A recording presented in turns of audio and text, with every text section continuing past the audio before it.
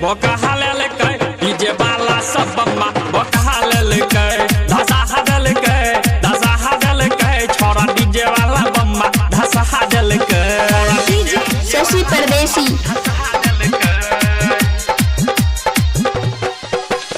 जखने बजाब एलै डीजे छौरा दौड़ के चल गेलै ओकरा कोरा जखने बजाब एलै डीजे छौरा दौड़ के चल गेलै ओकरा कोरा छौरी चोली के बटन खोला के अपन जोबन दुनू डोला के छौरी चोली के बटन खोला के अपन जोबन दुनू डोला के आ डीजे वाला सब दिल लगा लेलकै भोका हालेल के डीजे वाला सब बम्मा भोका हालेल के धसा देलकै छौरा डीजे वाला बम्मा धसा देलकै शशि परदेसी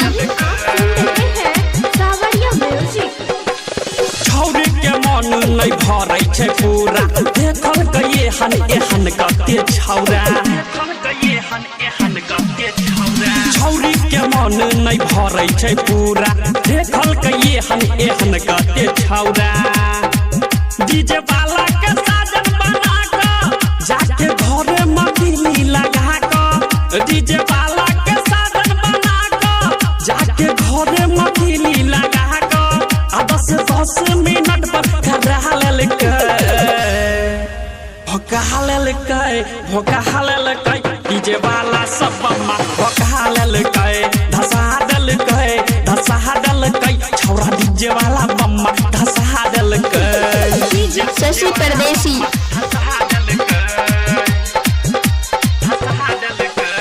राइटर पवन छोड़लकै अधूरा गायक वरुण दास को देलकै पूरा राइटर पवन छोड़लकै अधूरा गायक वरुण दास को देलकै पूरा छौरा कुंदन के गोदी मजा